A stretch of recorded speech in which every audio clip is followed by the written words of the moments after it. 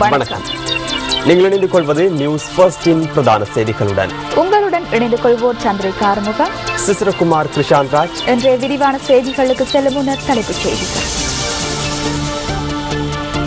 குடும்ப நல சுகாதார உத்தியோகத்தர்கள் பணி பகிஷ்கரிப்பில். ஹோமாகம பிரதேச சபையின் தலைவர் யார்? பிரதேச சபை அமர்வில் பதற்றம். මාව නැත්තම් සභාපතිවරයා හැටියට පිළිගන්නවද නැද්ද කියන එක විතරක් මට කියන්න.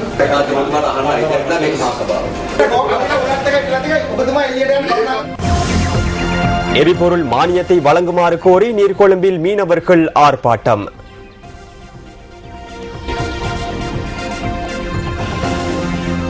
கட்டுமர படகொன்று காத்தான்குடி கடற்பரப்பில் மீட்பு.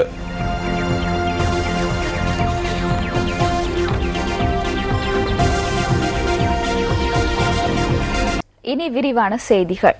நாட்டை அண்மித்துள்ள கடற்பரப்புகளில் அண்மை காலமாக கட்டும் மரப்படகுகள் சில கரையொதுங்கி வருகின்ற சம்பவங்கள் பதிவாகின்றன.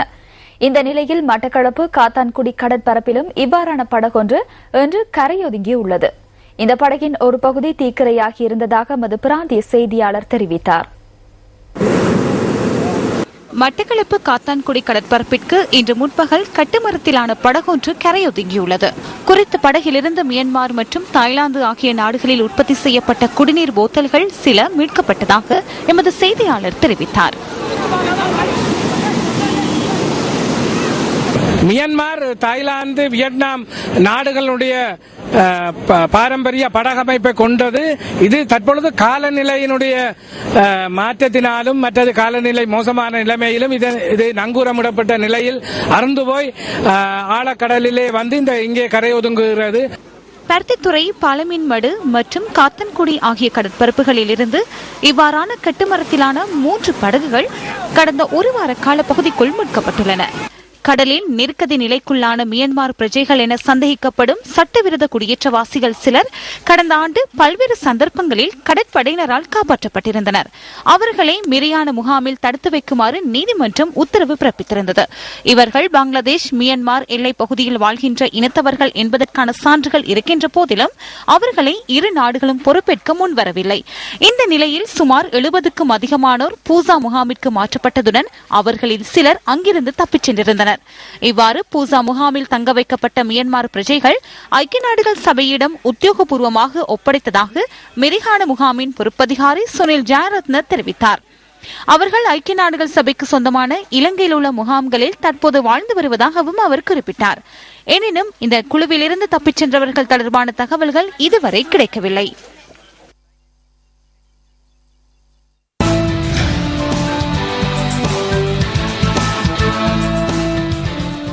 ஹோமாகம பிரதேச சபையின் தலைவர் யார் என்பது தொடர்பில் இன்று நடைபெற்ற சபை கூட்டத்தின் போது வாத பிரதிவாதம் ஏற்பட்டது. உப தலைவராக செயற்படும் இந்திக்க கோரலகே இன்று சபை நடவடிக்கைகளை முன்னெடுத்தார். தலைவராக செயற்பட்ட DA குமாரசிறிக்கு இன்று தலைவராக சபையில் அமர்வதற்கு சந்தர்ப்பம் கிடைக்கவில்லை. 2014ஆம் ஆண்டுக்கான ஹோமாகம பிரதேச சபையின் முதலாவது அமர்வு இன்று நடைபெறவிருந்தது. சபை அமர்வுகள் ஆரம்பமாகுவதற்கு முன்னர் பிரதேச சபை தலைவர் AD குமாரஸ்ரீ தனது உத்தியோகபூர்வ அறைக்கு வருகை தந்தார். உப தலைவர் இந்திக்க கோரலகே உள்ளிட்ட 16 உறுப்பினர்கள் சபைக்கு வந்த பின்னர் அங்கு வாத பிரதிவாதங்கள் ஏற்பட்டன.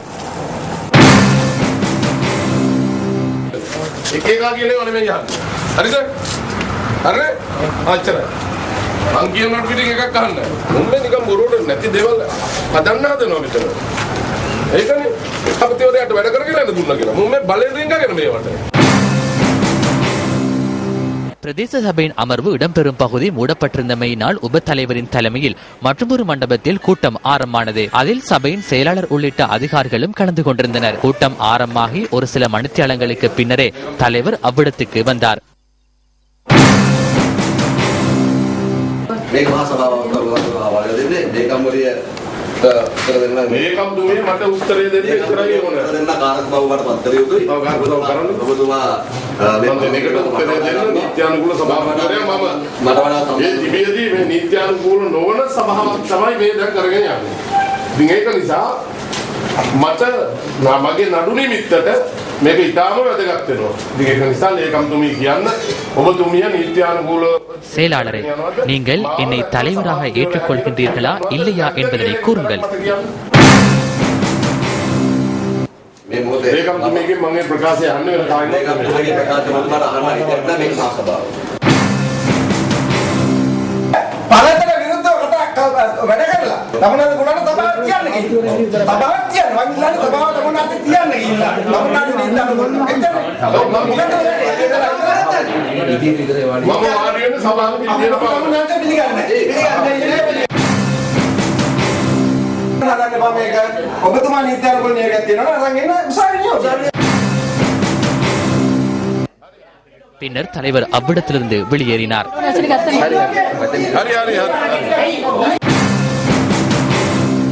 ஹோமாகம பிரதேச சபையின் வரவு செலவு திட்டம் 2 தடவைகள் தோல்வியடைந்தமையினால் தலைவர் தொடர்ந்தும் அப்பதவியில் நீடிக்க முடியாது என உப தலைவர் கூறுகின்றார். எனினும் வரவு செலவு திட்டம் தோற்கடிக்கப்பட்ட 8 பிரதேச சபைகளுக்காக புதிய தலைவர்களை நியமிப்பதோ அல்லது அவர்களை பதவியிலிருந்து நீக்குவதற்கோ நடவடிக்கை முன்னெடுக்கப்படக்கூடாது என உயர் நீதிமன்றம் நேற்று உத்தரவு பிறப்பித்திருந்தது. ஹோமாகம பிரதேச சபையின் தலைவருக்கு சபை நடவடிக்கைகளை மேற்கொள்ள இதற்கு முன்னர் அனுமதி வழங்கப்பட்டமையினால் அவர் தொடர்ந்தும் அந்த பதவியை வகிக்க முடியும் எனவும் அனுமதி வழங்கப்பட்டுள்ளது. எனவே இந்த பின்புலத்தில் மீண்டும் உயர் நீதிமன்றம் சென்று விடயங்களை எடுத்துக் கூறுவதாக ஹோமாகம பிரதேச சபையின் தலைவர் சார்பில் ஆஜராகியுள்ள சட்டத்தரணிகள் தெரிவிக்கின்றனர். யாழ்ப்பாணத்தில் இலங்கை போக்குவரத்து சபைக்கு சொந்தமான பஸ்களின் சாரதிகளும் நடத்துனர்களும் முன்னெடுத்த பணி பகிஷ்கரிப்பு முடிவுக்கு கொண்டுவரப்பட்டுள்ளது. வடமாகாண இலங்கை போக்குவரத்து சபையின் பஸ்களுக்கும் தனியார் பஸ்களுக்கும் இணைந்த போக்குவரத்து அட்டவணை எதிர்வரும் 5ஆம் தேதிக்கு முன்னர் வழங்கப்படும் என உறுதிமொழி அளிக்கப்பட்டதை அடுத்து இந்த போராட்டம் கைவிடப்பட்டுள்ளது. இலங்கை போக்குவரத்து சபைக்கு சொந்தமான பஸ் சாரதி மற்றும் நடத்துனர் ஆகியோர் யாழ்ப்பாணம் புளியம்கூடல் பகுதியில் வைத்து நேற்று காலை தனியார் பஸ் சாரதி ஒருவரின் தாக்குதலுக்கான சம்பவத்தை அடிப்படையாக கொண்டு இந்த பணிப்புறக்கணிப்பு முன்னெடுக்கப்பட்டது. இதனைத் தொடர்ந்து நேற்று முன்னெடுக்கப்பட்ட பணிப்புறக்கணிப்பு இலங்கை போக்குவரத்து சபையின் வடமாகாண முகாமையாளர் வழங்கிய உறுதிமொழியை அடுத்து போராட்டம் கைவிடப்பட்டிருந்தது. எவ்வாறாயினும் இன்று காலை மீண்டும் புறக்கணிப்பு முன்னெடுக்கப்பட்டது. இதன்போது அதிகளவிலான போலீசார் பாதுகாப்பு கடமையில் ஈடுபட்டிருந்தனர்.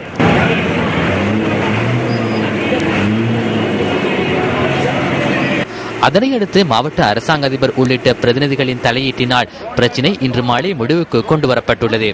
ஆயினும் குறிப்பிட்ட திகதியில் தமக்கான தீர்வுகள் உரிய முறையில் வழங்கப்படாத விடத்து அடுத்த கட்ட நடவடிக்கையை முன்னெடுப்பதாக வடமாகாண ஜனநாயக போக்குவரத்து ஊழியர் சங்கத்தின் தலைவர் கே புவி தெரிவித்தார். இந்த விடயம் தொடர்பில் வடமாகாண போக்குவரத்து அமைச்சர் ப டெனிஸ்வரனிடம் நியூஸ் ஃபர்ஸ்ட் வினவியது. இவ்வாறான பிரச்சனைகள் எதிர்காலத்தில் ஏற்படுவதை தடுப்பதற்கு உரிய நடவடிக்கை எடுப்பதாக அவர் குறிப்பிட்டார். போக்குவரத்து சபை மற்றும் தனியார் பஸ்கள் போக்குவரத்து நேர அட்டவணையை உரிய முறையில் பின்பற்றாத காரணத்தினால் இவ்வாறான பிரச்சனைகள் ஏற்படுவதாக அவர் தெரிவித்தார். இதனை தடுக்கும் வகையிலான திட்டம் ஒன்று விரைவில் ஆரம்பிக்கப்படவுள்ளதாக வடமாகாண போக்குவரத்து அமைச்சர் கூறினார். தெற்கு மற்றும் மத்திய ஆசிய விவகாரங்களுக்கு பொறுப்பான அமெரிக்காவின் பிரதி ராஜாங்க செயலாளர் நீஷா பிஸ்வால் இன்று இலங்கையை வந்தடைந்தார். அவருடன் மேலும் 2 பிரதிநிதிகள் இன்று அதிகாலை நாட்டை வந்தடைந்ததாக விமான நிலையத்தின் கடமை நேர முகாமையாளர் தெரிவித்தார். பிரதி ராஜாங்க செயலாளர் பதவியை பொறுப்பேற்றதன் பின்னர் நீஷா பிஸ்வால் இலங்கைக்கு விஜயம் செய்யும் முதலாவது சந்தர்ப்பம் இதுவாகும்.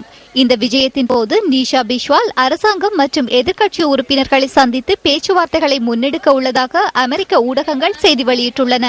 அமெரிக்க பிரதி ராஜாங்க செயலாளர் யாழ்ப்பாணத்திற்கும் செல்லவுள்ளதாக தகவல்கள் தெரிவிக்கின்றன. இளைஞர் விவகாரம் மற்றும் திறன் அபிவிருத்தி அமைச்சர் டலஸ் அழகப்பெரும அனுராதபுரம் பகுதியில் நடைபெற்ற நிகழ்வொன்றில் ஜெனீவா மனித உரிமை மாநாடு குறித்து கருத்து தெரிவித்துள்ளார்.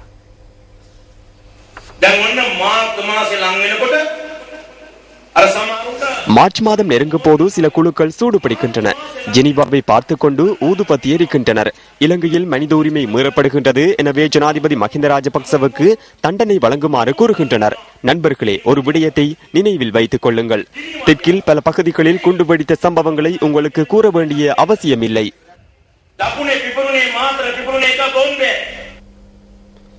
மத்திய வங்கி மீது தாக்குதல் நடத்தப்பட்டு இன்றுடன் 18 ஆண்டுகள் நிறைவடைகின்றன.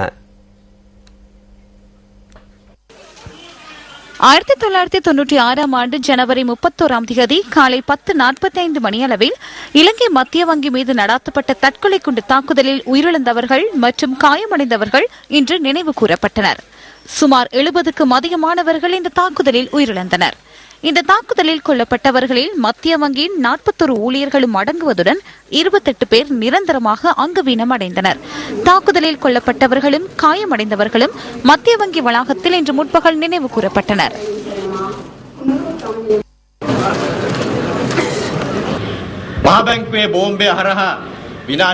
மத்திய வங்கி தாக்குதலில் அழிவடைந்த போதிலும் எமக்கு வெளிநபர்கள் எவரும் உதவவில்லை.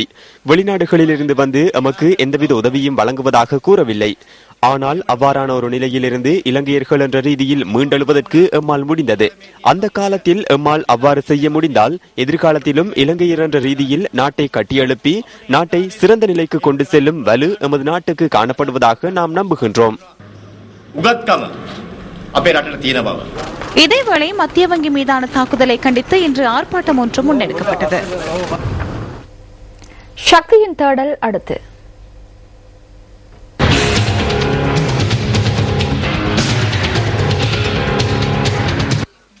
சமூக பொறுப்புள்ள ஊடகம் என்ற வகையில் மக்களின் பிரச்சினைகளை சுட்டிக்காட்டுவதுடன் அதற்கு தீர்வுகளை பெற்றுக் கொடுக்கும் அதிகாரிகளை பாராட்டுவதற்கும் நாம் தவறுவதில்லை. கிளிநொச்சி ரயில் நிலையத்தின் சுகாதார சீர்கேடு தொடர்பில் சக்தியின் தேடல் கடந்த 28ஆம் திகதி சுட்டிக்காட்டியிருந்தது.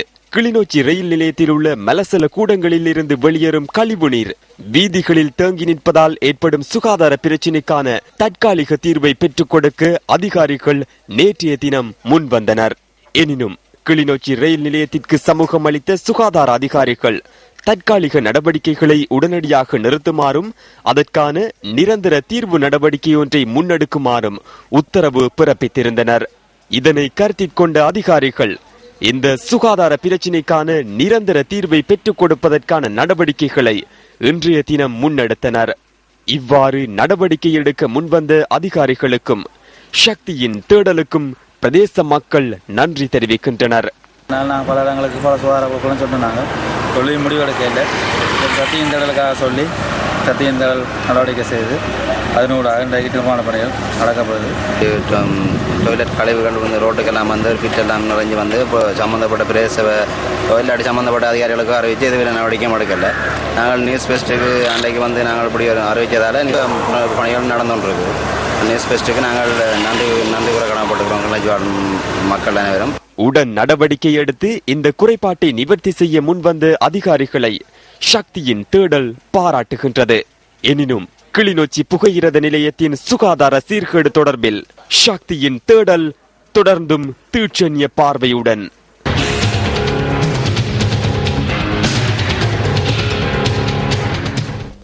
யாழ்குடா நாட்டில் இடம்பெற்ற பல்வேறு குற்றச்செயல்கள் தொடர்பில் சந்தேகத்தின் பேரில் கைது செய்யப்பட்ட ஆவா குழுவைச் சேர்ந்த 8 பேருக்கு யாழ் நீதவான் நீதிமன்றம் இன்று பிணை வழங்கியுள்ளது.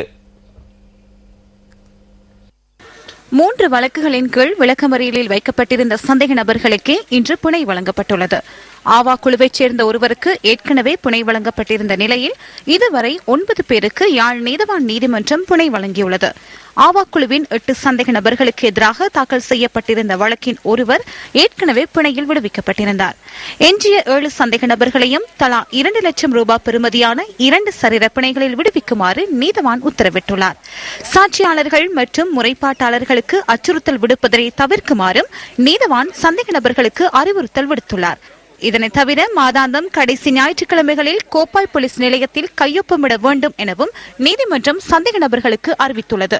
மற்றொரு வழக்கில் ஒரு சந்தேக நபருக்கு எதிராக மாத்திரமே குற்றம் சுமத்தப்பட்டிருந்ததுடன் அவரையும் நீதிமன்றம் இன்று பிணையில் விடுவித்துள்ளது.